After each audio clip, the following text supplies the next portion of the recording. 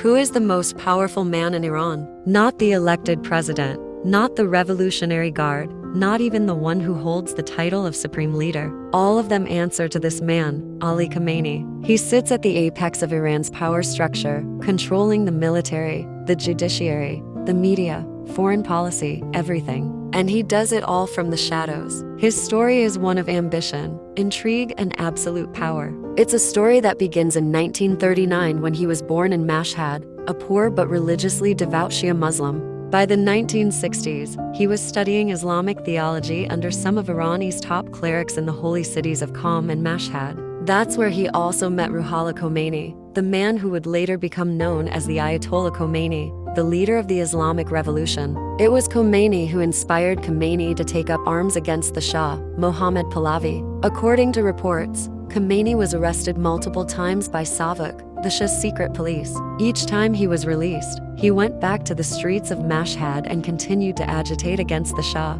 His revolutionary activities did not go unnoticed. Khomeini took notice of him and by 1978, made him his representative in the city of Mashhad. The following year, when the revolution succeeded and the Shah was overthrown, Khomeini rewarded Khamenei's loyalty. He appointed him as the chairman of Iran's revolutionary courts and later as a member of Iran's new parliament. In 1981, Khomeini was elected as the president of Iran, a position he held until 1989. During this period, he successfully managed two major crises, the Iran-Iraq War and the internal conflict between the Iranian left and the Iranian right. It was during these turbulent years that he earned the title of the Butcher of Tehran because of his hardline stance against political dissidents. But his greatest rise came in 1989 when Ayatollah Khomeini died. According to Shia Islam, the supreme leader is supposed to be a grand Ayatollah, an interpretation of religious law.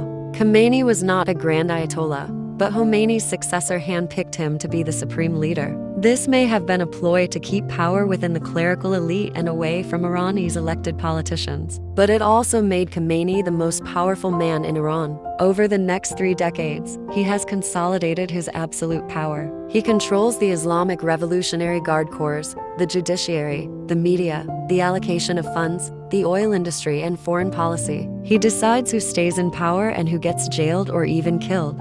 In recent years, he has been accused of suppressing dissent, cracking down on the 2009 Green Movement and the 2019-2020 Mahsa Amini protests. He has been heavily criticized by human rights groups for censorship, for the imprisonment of political activists, and for the authoritarian rule of the Vilayat-e Faqih, or the guardianship of the jurist. He is also the architect of Iran's regional strategy. He directs Iran's support for groups like Hezbollah and the Houthis, cementing Iran's role as a major power in the Middle East and as a central figure in the anti-Western alliance that stretches from Tehran to the Mediterranean. To his followers, he is a staunch defender of Islam. To his critics, he is a power-hungry cleric who uses religion to stay in power. But one thing is for sure, over the past 3 decades, Ali Khamenei has established himself as one of the most powerful men in the world, the most powerful man in Iran. You may have heard his name, but do you know who he is? Meet the most powerful man in Iran and find out how he became the country's supreme leader. Ali Hosseini Esrafil Ode, better known as Khamenei or the Butcher of Tehran, was born in Mashhad, Iran in 1939. He had a poor upbringing as the son of a religious Shia Muslim family. From an early age, Khamenei displayed a passion for Islamic studies and a fierce determination to succeed. He studied under some of the top clerics in the region, mastering Islamic theology and jurisprudence. As the son of a poor family, Khamenei was compelled to work odd jobs to put himself through school. These humble beginnings would shape his worldview and instill in him a deep sense of social responsibility. Little did he know that these early life experiences would be the foundation upon which he would eventually rise to become the most powerful man in Iran. In the late 1950s, Khamenei became inspired by the teachings of the charismatic cleric Ayatollah Khomeini, who was leading a growing movement against the Shah's regime. At the time, Iran was ruled by Mohammad Reza Pahlavi, the last Shah of Iran, who had come to power with the support of the United States and the United Kingdom. However, his regime was increasingly seen as corrupt and out of touch with the needs of the people. Khomeini emerged as a leading critic of the Shah, denouncing his policies and calling for a return to Islamic values. And it was this movement that would ultimately lead to the Islamic Revolution of 1979 and the establishment of the Islamic Republic of Iran. Khamenei joined the movement and soon became one of its most ardent supporters. He began preaching against the Shah and organizing protests against his regime. His fiery rhetoric and unwavering commitment to the cause made him a popular figure among the growing mass of Iranians who were opposed to the Shah's rule. However, his activism did not go unnoticed. Soon he was arrested several times by Savak, the Shah's secret police. But each time he was released, he only grew more determined to fight for the cause. In 1963, when the Shah tried to crack down on the growing opposition to his rule, Khamenei found himself in hot water once again. The Shah's forces descended on a religious gathering in the city of Qom where Khamenei was present. What followed was a violent clash between the protesters and the security forces. In the ensuing chaos, Khamenei managed to escape, marking a turning point in his life. He went into exile in the Iraqi city of Najaf, where he lived for 6 years. During his time in exile, Khamenei continued his religious studies and deepened his understanding of Islamic theology. He also remained active in the struggle against the Shah, using his exile as a platform to denounce the regime and call for its overthrow.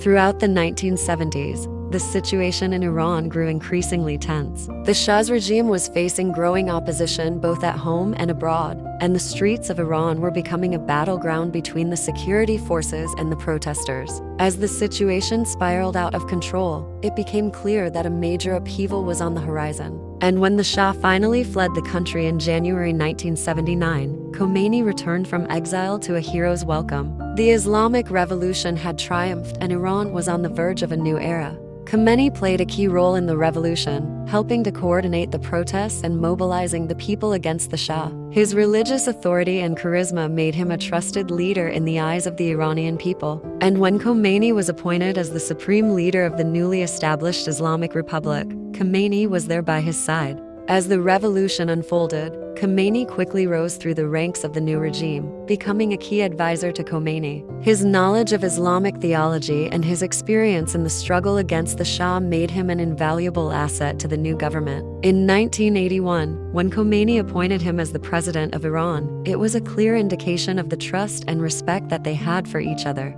But his presidency was not without its challenges. Iran was still reeling from the upheaval of the revolution, and the country's economy was in sharp decline. Additionally, Iran's relationship with the West was at an all-time low, and the threat of war with neighboring countries loomed large. Nevertheless, Khomeini rose to the occasion, demonstrating the qualities that had made him such a respected leader. He worked tirelessly to stabilize the country, restore its economy, and protect its interests on the international stage. However, perhaps the most defining moment of his presidency came in 1980 when Iran went to war with neighboring Iraq. The war was sparked by Saddam Hussein's surprise attack on Iran, and it quickly escalated into a full-blown conflict. Khomeini's leadership during the war was nothing short of inspiring. He rallied the Iranian people around the flag and led the country through some of its darkest hours. Despite the immense challenges they faced, Iran managed to hold its ground, and the war ended in 1988 with Iran emerging victorious.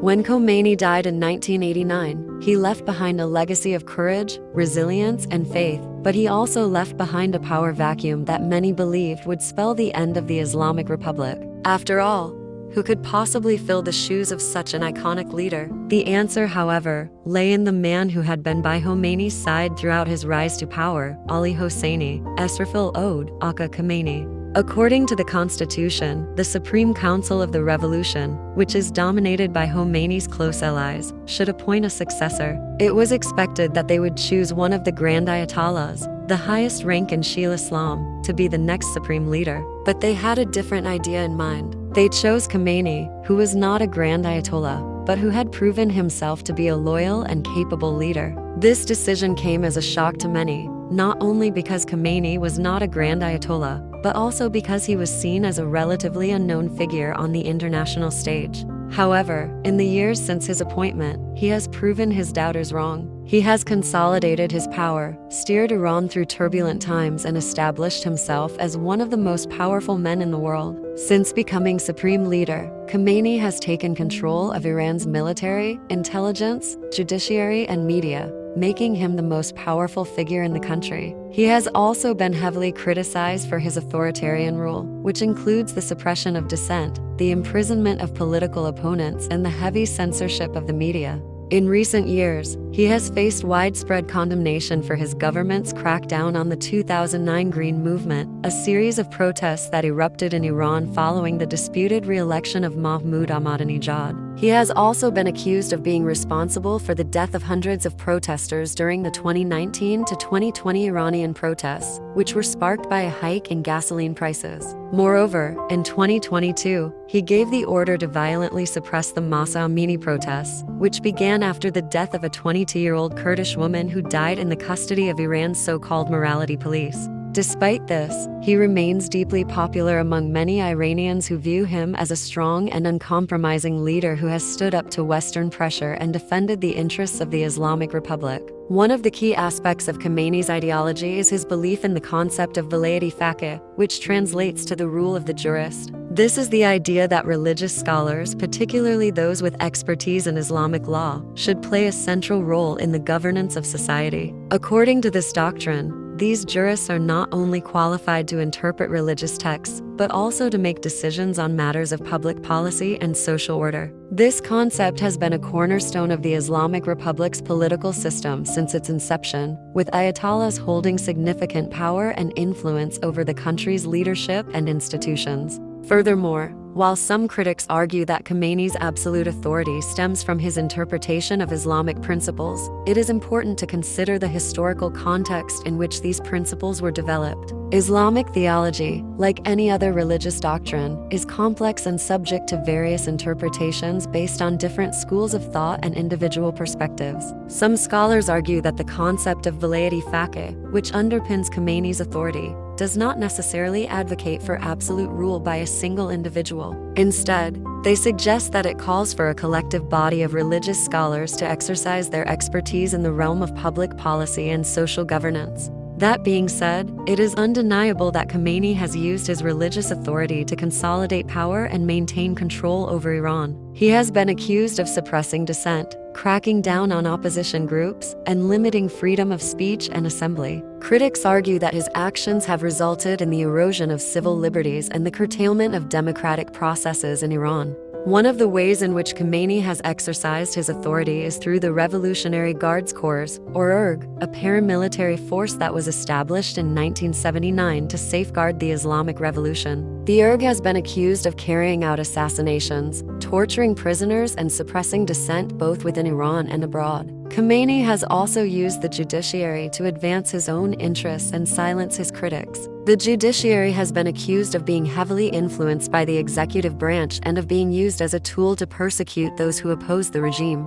Nevertheless, Khamenei remains popular among many Iranians, who see him as a strong leader who has kept Iran safe from Western influence. To his supporters, Khamenei is a symbol of resistance against American imperialism and a champion of the oppressed. Today, Khamenei is the supreme leader of Iran, having held that position for over 30 years. He is considered one of the longest-serving leaders in the world, and his influence extends far beyond Iran's borders. He is a key player in the ongoing conflict in Syria, where he has supported the government of Bashar al-Assad. He is also a vocal critic of Israel, and he has threatened to destroy the Jewish state on numerous occasions. Khamenei is a controversial figure whose actions have been condemned by human rights groups and Western governments. However, to his supporters, he is a martyr who has sacrificed his life for the greater good of the Islamic Republic. Only time will tell what the future holds for Iran and who will succeed Khamenei when he eventually steps down or passes away. For now, though, he remains the most powerful man in Iran and a key player on the global stage. So what do you think? Do you agree with the assessment of Khamenei provided in this video, or do you have a different perspective? Let me know your thoughts in the comments below. And if you enjoyed the video, please don't forget to like and subscribe. Thanks for watching.